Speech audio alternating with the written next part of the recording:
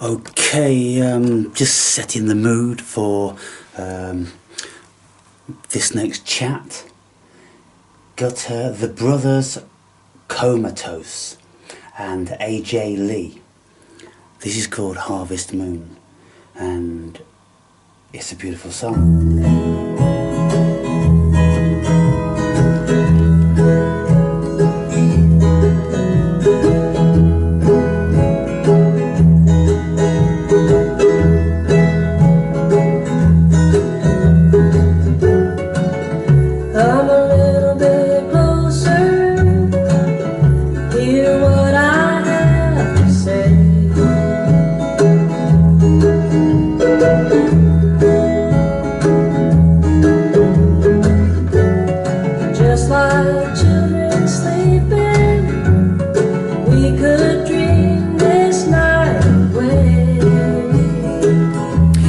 If there was anything that I wanted to be in this life, it was a beautiful singer and musician. I just felt that that was in there. The spirit was there, but the vocal cords weren't, nor was the prowess playing an instrument. And maybe the ear, you know, some people have just got it. And they can play so many different instruments and they're just deeply musically inclined.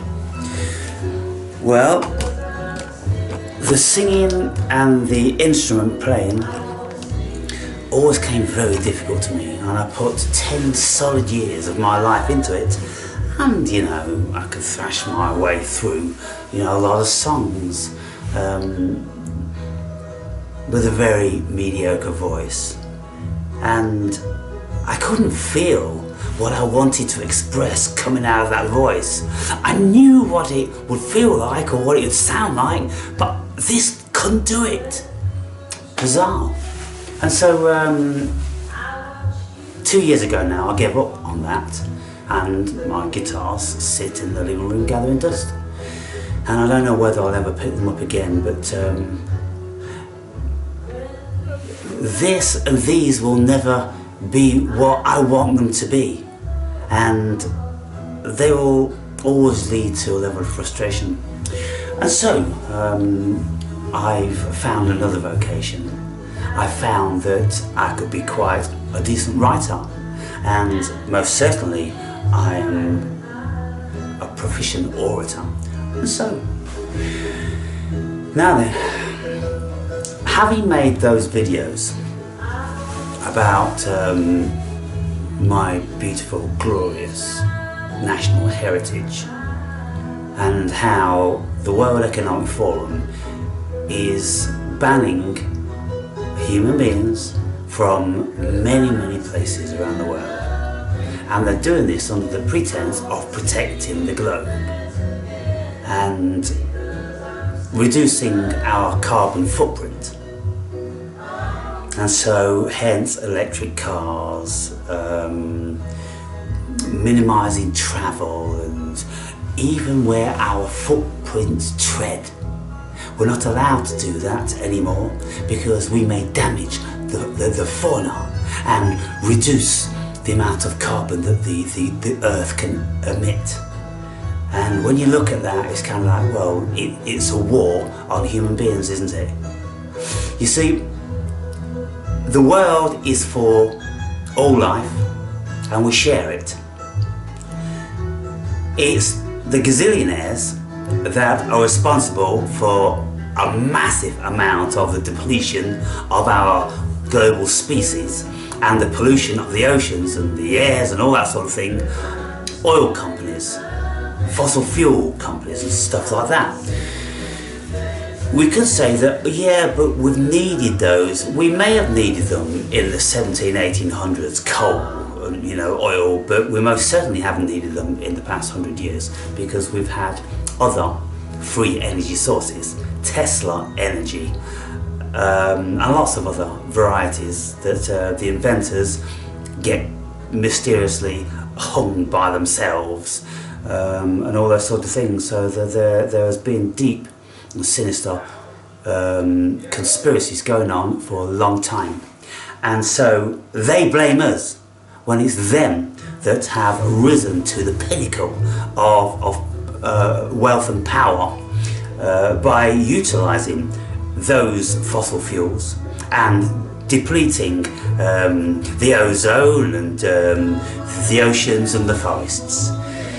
Now, you see, they've decided that they want to take that beauty back, or they want to replenish it, and they're punishing us. It's like this philosophy that the white people of the world today are being punished for the atrocities and the crimes perpetrated by our millionaire ancestors, or our entrepreneurs and businessmen who enslaved people, who which governments made other nations and governments offers for their resources, like Africa, just completely raped the whole of Africa, giving a pittance to whatever corrupt politician was in at the time, getting them to sign leases for the resources for 99 years, and that way extracting all the wealth out of that continent.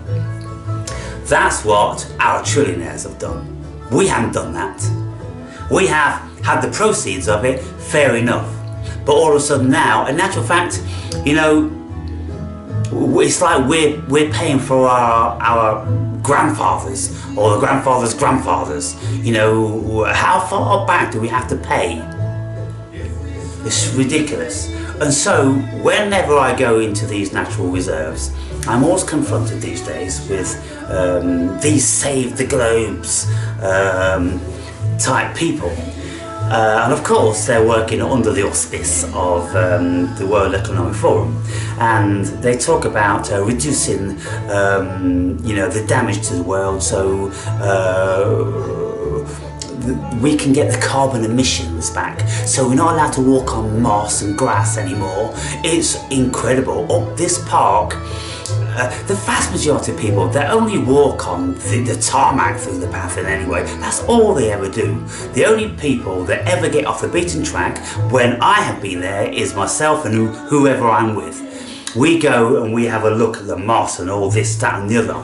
And so the reason they are saying isn't really the reason they're doing it. And I am one of the worst people as far as they're concerned, because I do gather up the fruits of the forest. Now, these are birch polypole, and some of you would have watched my other videos. These have anti-inflammatory properties, along with lots of other health properties, and I've been drinking these now for several months, twice a day, to reduce inflammation, because I had edema in my feet and calves, and this drastically reduced it, and to the point whereby if I don't do any amount of walking, it goes away completely. And so there is something to be said for this. Now, if everybody went picking all these fruits, then there'd be nothing left. That's what they convey, isn't it? And I'm like, everybody doesn't. 1 in 1,000 does. And we can see this because we can see that these fruits are all over the trees. Can you imagine what it would have been like 100 years ago, 200 years ago, when everybody was hungry, when everybody knew the benefits of these? There'd be barely anything anywhere. And so now, you know, they're always making out that, oh, we've lost all this or we've lost all that. I can't even begin to consider that that's got any truth to it, because the only food sources people go to these days are in the supermarket. They won't even toast blackberries on a bush, and whenever we're out in nature we see teams and teams of beautiful blackberries falling back into the ground again. Apples and plums just rotting on the trees, and everyone's petrified, scared, or just been guided out of you know, that realm. So it's bollocks what they're saying. very, very rarely do I ever see anybody walking in the brambles, in the stinging nettles, and looking at the moss, and foraging this and the other. It just doesn't happen, does it? And so they're lying. What they want to do is they just want to farm us even more. They only want us on the tarmac, and I'm pretty sure that they would, if they could get away with it, they would tell us that we mustn't even ever step on any grass again. And woe betide if we should take a twig or a flower from the ground, because it's not our property. It doesn't belong to us. It belongs to somebody else. And so I was speaking to this ranger today, and I says, well, all this massive preservation of people not allowed in here, who's it being preserved for? If people never see it, the fungi come out of the ground, they wither and they die and they fall back in. They come out, wither, die and fall back in. That's all it's going to do forever. I said, you don't even have expeditions or school outings for children to show them all this fungi. You just keep it closed and you don't let anybody in. Who's doing that? Them motherfuckers are doing it. World Economic Forum fuckers are doing it. And then they're telling you, Mr. Gamekeeper, that it's for this, that it's for that. It's complete bollocks. Complete bollocks. But they buy it. And so, politely, firmly, I say, I'm not under your jurisdiction. I'm under God's jurisdiction. I'm under the jurisdiction of the cosmos. I was born on this planet. I came out of the planet like one of these fungi, and I will fall back into the planet. And during the time I'm out here, I am going to be doing what Jehovah said I'm entitled to. All the fruits and the flora and fauna are for me. They're at my disposal. They're for me to have jurisdiction over. And so I'm not having any World Economic Forum or no silly little jumped up ranger telling me where I can and can't go and what I can't feed on from the natural environment. And so if everybody was like me and they were all gathering up beautiful bushels of this gorgeous moss, and if everybody was digging up this incredibly rich peat, look at this. That is some of the best soil on the planet. Absolutely superb. It's never had any crops growing in it. It is, it's been shit on by, a billion animals, and it's been turned by bugs and worms and everything, and it's got fungi sporting there and everything. And that is what I'm going to be feeding my plants on, and growing my oak tree in, which I took from that park.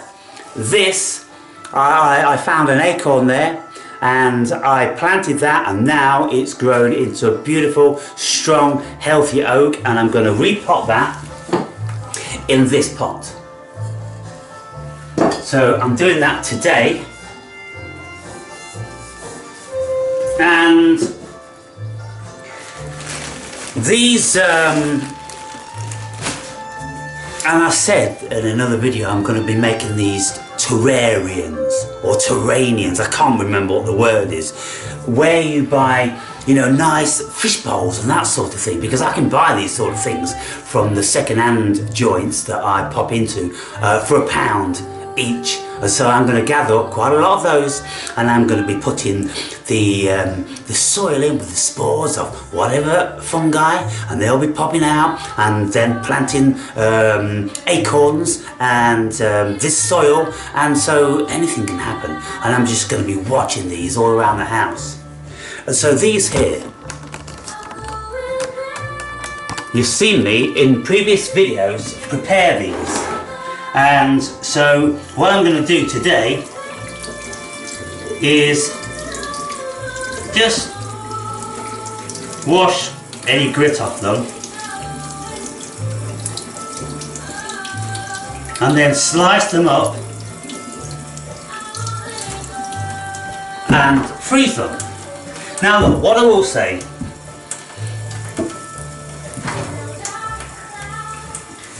I found this growing on a tree, and it wasn't a birch tree, and I didn't make a note of what tree it was because it was so rotten and it would be very difficult to discern. But trying to identify this, I haven't managed to do so because it isn't in any of my books. But people have took a photo of it from the video, and then they've come back with this. This is the closest that it resembles. And the thing is, it isn't that colour. These are never that colour. They get a little bit green, like this one, a bit olive green, which will scratch off and is white underneath, but they're never like that. And they are much thicker. They're always thick like this. And this bottom bit here, I have actually peeled off 1/4 of an inch of the pore, the spores distributors, the gills, effectively. They are on the bottom, but this time of year they go a bit brown, so I've pulled all those off, and because I just want this flesh here. This one here is very, very smooth. It is in actual fact very smooth like that, but this one should have the spores on it like this one did have, and so I've got no idea what that one is. And so if anybody has got an idea, but its attachment is very polypore like. It's exactly the same, how it just comes out like that, and so it could just be that this is a freak. It was growing in a wood with no other fungi. I found very little, and that wood isn't given to birch trees, and so I don't know what happened there. Look, you see this little chap here? I'm going to put him in my soil, and he's going to live in there, and he's going to keep tilling that, and so these are very satisfying to work with.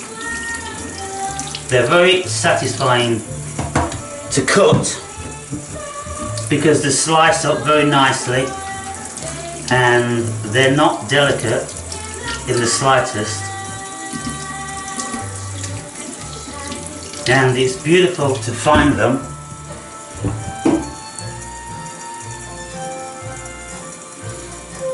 Yeah, you see this one?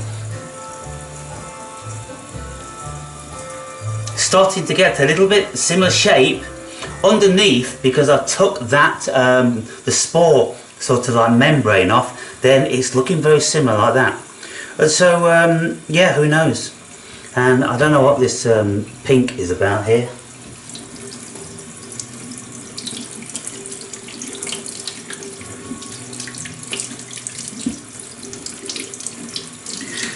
But in relation to what's going on in the world, with the World Economic Forum, they are closing the world down. They are closing humanity down. And if we accept what they are saying to us and what they're doing to us, and you see, they operate on a guilt thing. They want to tell us that it's our fault and we're responsible and we've got to save it for the future and for our grandchildren and all this.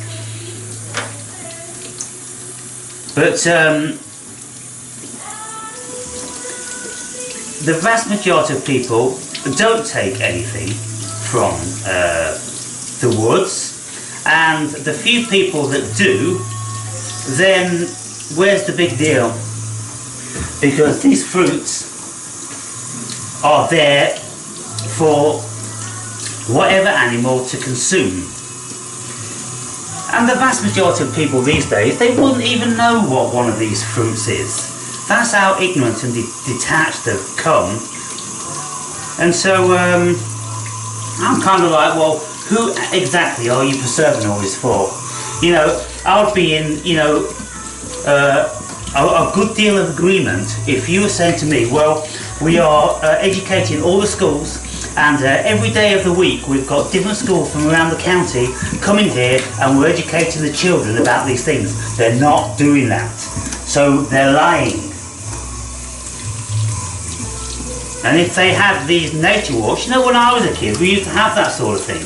We used to you know, in the springtime, in the summer, it'd be great. We'd have a school outing, wouldn't we? And, you know, along with the headmaster and several of the other teachers, we'd go out into the natural environment and we'd, you know, see what was out there. We would be educated about the flora and the fauna. But that isn't happening these days. And so I listen to what these rangers say, and I know where it's coming from, and I know what the World Economic Forum are about. And the chances are these rangers don't know that. They're just being told something from above, and they've got no idea where it's coming from, and they believe the reasons because it's saving the world. Oh, we've got to save the world. Yeah, that's right. Keep all the people on the path and keep them out of this, and now I'm important and I'll look after this and I'll stop people. And then they come walking up. Excuse me, do you mind telling me why you're in here? And all this, and it's kind of like, calm down, you're not as important as you think you are. First and foremost, I say to them things like, you see this? I'm holding my staff. You see this? Do you know what it is? Oh, it's a stick or something. No. When you know what this is, then you'll know how to speak with me. Okay? Until then, let me do some more of the talking and you do more of the listening. And I then say, look, I've been here, born and bred in this county, in this region all my life. And these realms were given to us by so-and-so people. Maybe if people owned the land before, like this Bradgate Park, that was owned, that was a private piece of land, and that's been given to a trust. But where I was today was a council borough. It's government land, which makes it our land. And so, because there are no rules that they can show us which says you can't go on this government land because it's our fucking land. If it was private land, let's say it's private property, because so many years ago the king sold it to so-and-so and now that's private property. But even the king had no right to sell that land. That land was ours. Whoever is born into any nation, the land throughout the whole place is effectively ours, isn't it? But now look what's happened. Where can we go?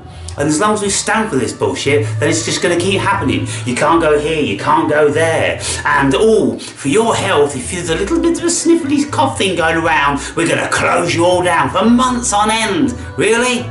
You can't run your businesses, you can't do nothing. Sorry. I don't comply with that. Never will. And so, look, what I will say is, in one of the previous videos I said there are vermin around that abuse these places. You know, when I'm walking around, I find beer cans and beer bottles and, you know, the odd crisp packet or something. Not a lot, and most of what's there has been there a long time. And so I'm grateful that predominantly the mentality of these people that go there, because they have to drive, because they go there for a special reason, maybe driving 10-20 miles to get to these parks, well, you know, they appreciate them, and so they're not throwing stuff around. But then we're told sometimes people get big bags of all this stuff. Well, if someone's there are a couple of people that go to these parks and they evidently have a business and they are looking for anything that's edible, and they're taking everything.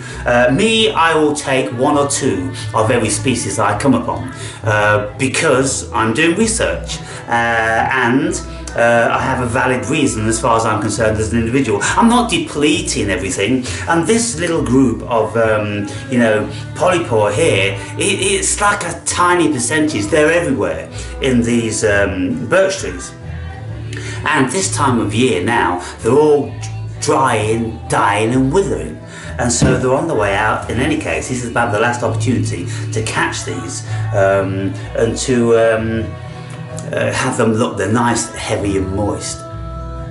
Beautiful. And so I was getting a bit low. I've still got lots of dry stuff over here. And I've got this where I've pulverised them, I've kept them like that, and then I've got them frozen like this. And then what I also do is when I'm processing these, I won't dry them out like this because you have to dry them out in the oven. It takes a long time, it's all bullshit. It's not necessary. If you've got the freezer, if you've got capacity in the freezer, you see, then it's best to freeze them. But you know, I didn't have all that capacity because I've only got a chest freezer, and this one, this is, you know, it's full of steak and, you know, all that good stuff. In any case. And so I will slice them all up and I'll mix them with a good amount of water and liquidize them down, and then pour them into zippy bags and then put them in the freezer. And then whenever I'm running low, this is you know what it looks like, and sometimes it will look a bit browner, depending I suppose how long I boil them down for, or any particular batch, because sometimes it's a little bit darker than others. It's just how things are. In here, these are the pickled mushrooms. These are St. George's mushroom, and this one is the fairy champignon, these small ones here. And to experience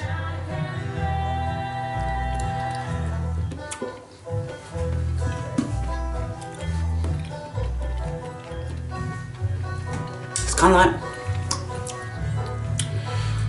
when you first take these into your mouth, it's kind of like fucking pickled mushroom. That's kind of like, oh, actually, if you haven't had them before, I've never had pickled mushrooms before, and it wasn't the first thing that I would consider that would be cool to pickle.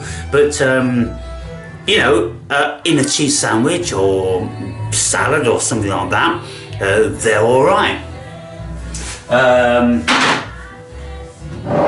Here are my pickled walnuts from last summer, and in here is all different sorts of herbs and chili and garlic, or big lumps of garlic here, and some bay leaves and all different sorts of stuff in there, and they're incredible. And so got them going on.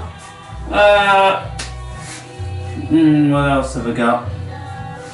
These are the juice of the St. George's mushroom when I sauteed them. Sauteed them in a little bit of butter, that's the butter on the top there, and this is the mushroom essence. And so I use this for stock, and I'm making a beef stew maybe tomorrow, and I have this as chicken stock, which I boiled down a whole chicken carcass, and then I've got the mushroom stock, and I'm going to conjoin those together. So I'm going to have the essence of the chicken and the mushroom. Wow! And it's going to be a beef stew, so it's going to be perfectly cool. And then I'm going to put some of these sautéed frozen mushrooms into the stew. So I'll make a cooking vlog video when I do that.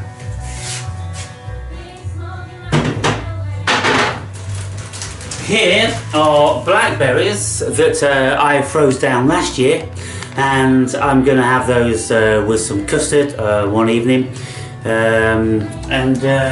So yeah, you know, kind of like full on with the natural produce, and I'm getting more informed about it all, and so gathering up more edible mushrooms and different sorts of things, and so it's keeping me pretty busy. Right now, you see what I'm going to be doing by building these beautiful gardens in glasses. You see where my power juice comes from, which you know, what can we say about taking supplements and power foods? I don't know whether there's anything in it.